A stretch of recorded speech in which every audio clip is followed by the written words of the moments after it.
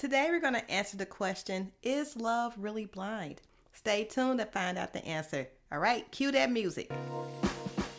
Hey Rebel, welcome to Untoxify Your Relationship. Here we will talk about all things healthy and how to get that toxic mess out of you and your partnership. I'm your host, Melissa Webb, a practicing licensed mental health therapist with 10 years experience. All right, let's go ahead and hop into it.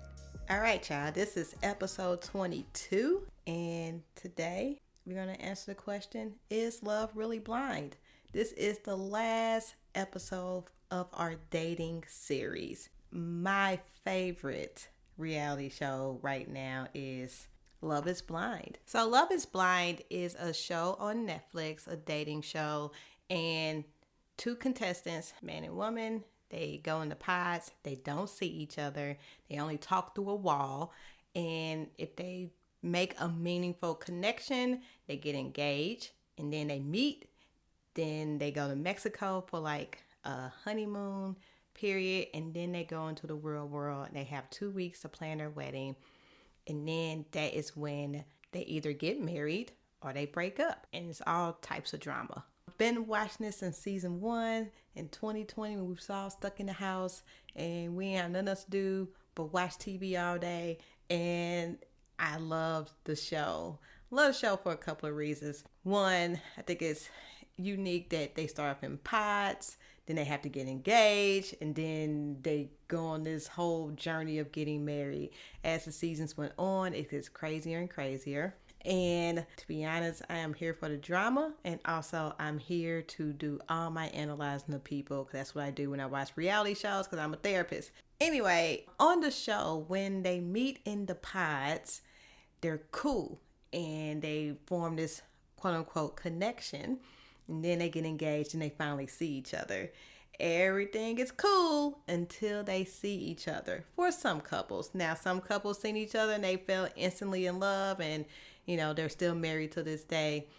Others, not so much. So this last season, I remember it was one couple, they saw each other and the sparks just was not there. They ended up breaking up in Mexico. So they always ask the question on the show, is love really blind? And this is my answer to that question. People believe that what they have is love when it's really lust. Forming a connection with someone after 2 weeks, is it possible? Yes. I mean, if that's all that you do all day is talk to this person, of course you can form a connection. Not saying that it's not genuine. I've never been on the show, and I'm sure the people who are married now, they can probably give me some answers. All I'm saying is it love? I don't know. Is it lust? Probably. Well, so today we're going to discuss love versus lust. And then we're going to talk about what makes love blind. Let's go ahead and get into it. The phrase love is blind is an idiom, and it means loving someone makes you unable to see their faults. And when I think of that and thinking back on the show, I think that is true. When they meet in the pods, everything's great, and then they go in Mexico, and then all hell breaks loose because someone was keeping secrets. Or, after they get into the quote-unquote real world, that is when they start to see this person flaws, and then they decide, like, can I really continue with this person? Then at the wedding, a lot of them break up, and that's always interesting. So let's discuss love versus lust. We're going to start with lust first. Lust is an overwhelming sexual and physical attraction to someone. This usually happens when you first meet someone, so when you're first dating someone. And a lot of times you don't really know this person. I know when I was dating and I was really into someone, I would feel like this really strong attraction to this person. I would think about them all the time. And I'm like, yes, I can see my life with them. Oh my God. I was in lust. Because you don't really know this person, and you project and make up a story of who they are. After date number 1 and 2, you don't know everything about this person, so it's kind of hard. I don't know why I was making up this whole story in my head that we could end up being together after 1 or 2 dates. Yeah, thank God for therapy, put it like that. A lot of times lust shows up in the honeymoon phase, and a lot of times it's infatuation. And That's just where we live when we first meet someone. We kind of live in this lust, infatuation, honeymoon phase. And then we get out of the honeymoon phase and then we like, oh, this don't seem right. That's because lust is fun. It's exciting. It's like, oh my God, I can't wait to talk to this person and see this person. And that's why when the honeymoon phase is over, you're like, I don't have the excitement no more in my relationship. And then that's when I see a lot of times people break up or they think something's wrong. So they have to move on to the next person. That way they can have that rush of attraction and sexual desire, sexual attraction and physical attraction to a person. Our Bible says something about lust. In 1 John, the 2nd chapter, starting at 15, it says, "Do not love the world or anything in the world. If anyone loves the world, love for the Father is not in them. For everything in the world, the lust of the flesh, the lust of the eyes, and the pride of life, comes not from the Father, but from the world. The world and its desires pass away, but whoever does the will of God lives forever." So our Bible tells us that lust is from the world. It's not from God. We need to be careful when it comes to lust, because lust is literally a counterfeit of love. If we create this lustful world, so to speak, within our relationships, then we're going to have a counterfeit love. We're going to have a counterfeit relationship. And it's not going to be real. And I think that's where some people get stuck when they're dating. They get stuck in this lustful world that they created of this person. And then when it's over, it's like, meh, I don't know if I like this person anymore. Let's talk about love. Love is a deeper emotional connection that develops over time. It is mutual caring and understanding. It's nurturing the relationship. And again, it's not as exciting as lust. Love is like the calm down version of lust. Lust is like the chihuahua that's all over the place. And lust is like the chill old dog that just don't have time to bark at people that walk past the house. So our Bible says something about love. 1 Corinthians is a famous passage. You hear it at weddings and you see it on Hallmark cards. But this is what the Bible has to say about love. It says love is patient, love is kind. It does not envy, it does not boast, it is not proud. It does not dishonor others. It is not self-seeking. It is not easily angered. It keeps no record of wrongs. Love does not delight in evil, but rejoices with the truth. It always protects, always trusts, always hopes, always perseveres. Love never fails. When it comes to lust, it's very self-seeking because you're only thinking about your own desires, your sexual desires, and your physical attraction to someone, and you're trying to satisfy those in a way. Whereas love is not self-seeking. Love is patient and kind, and you really got to know a person to be patient and kind and know like the quirks and all the things that go with them. And I think a lot of times people don't get to that stage when it comes to dating. Because one, vulnerability is a thing that comes with love. Like you have to be vulnerable, you have to be open, you have to be honest, you have to be transparent. And some people just want like a quick fix. If you just want to be lustful and be in lust, that's on you. Let your partner know. But if you want to find a deeper, meaningful relationship and not be on the surface like with lust, then be open, honest, and transparent and vulnerable with your partner. That way you can form a deep emotional connection with that person. So I guess the real question is, what makes love blind? Well, I got 3 points. So point number 1 is you have a misconstrued idea of love. Okay, let's picture this. If you close your eyes, you can remember everything that you've seen before closing your eyes, whether that's the room you're in and all the things that's in it. You can remember that when you close your eyes. That is how a person who is blind, not from birth, but maybe later on in life, they remember everything of what images looked like before they became blind. And so they take those images with them for the rest of their life. Unless, someone starts to describe something, they can start imagining things and things like that.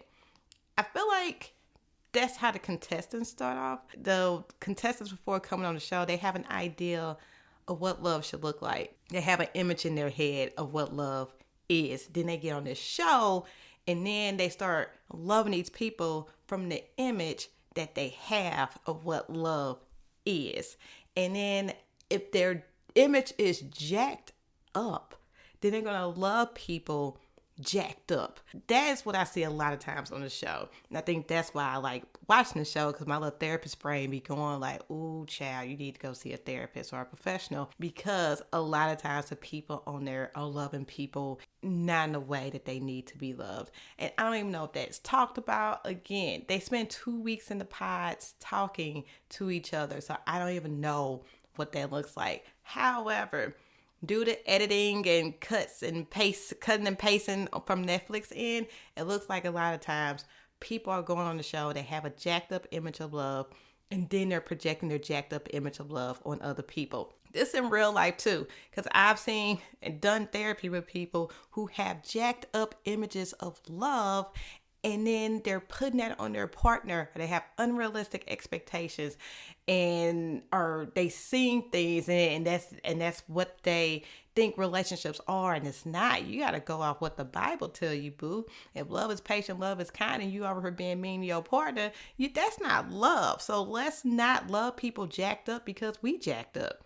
And we don't want to go get the help to become unjacked up. You need to be getting the truth of how to love from the truth.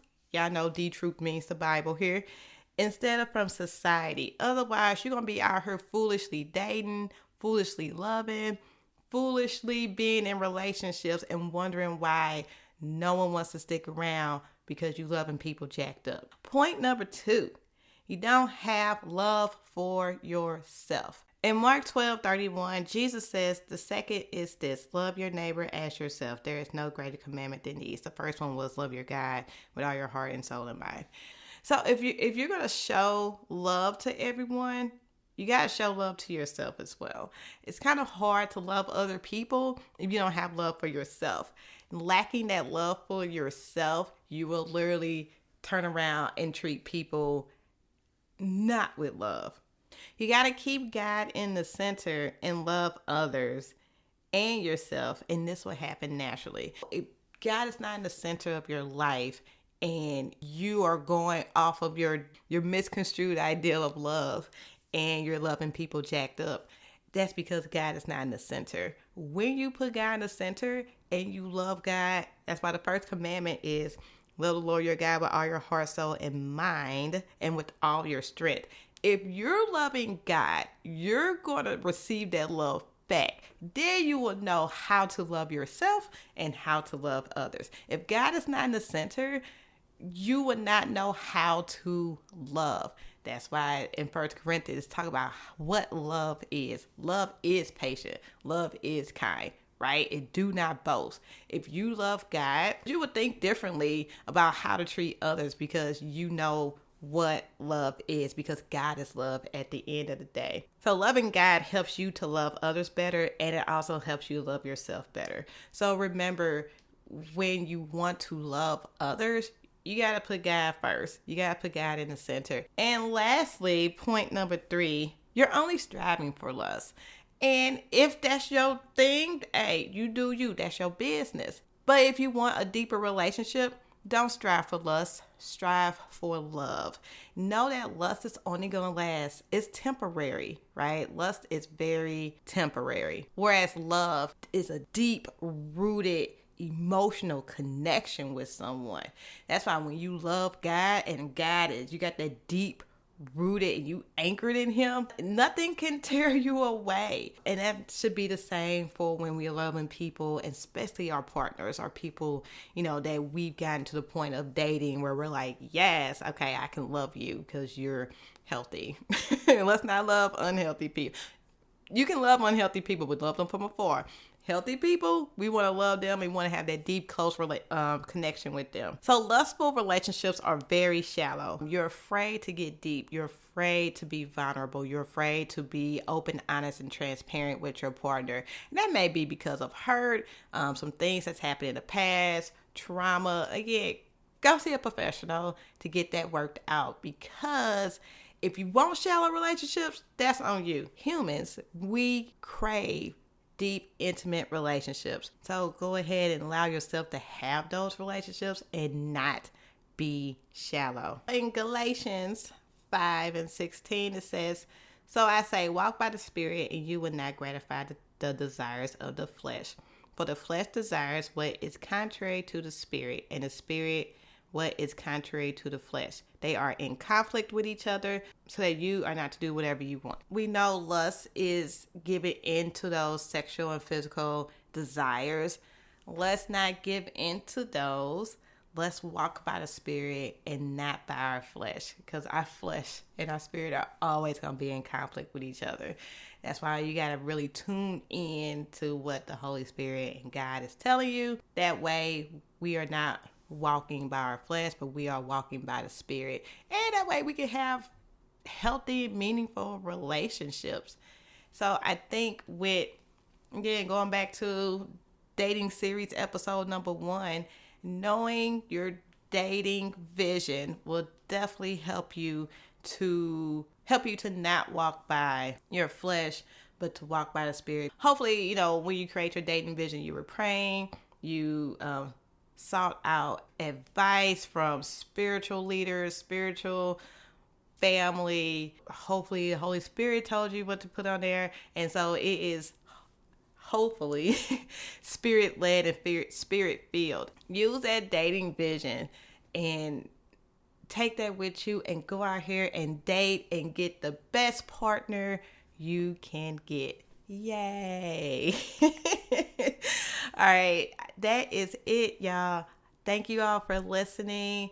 As always, episodes drop on every Monday. Share, like, subscribe. Tell your auntie, uncle, and cousin and them about the show. Your best friend, your coworker, your teacher, all the people. Spread the message of the show. As always, stay classy and non-toxic. And I will see you all next week. Peace. Thank you for listening. Go ahead and share this episode with your family and friends. Don't forget to check out the quiz to figure out what your toxic trait is. The link is in the show notes. Thank you, and see you next time.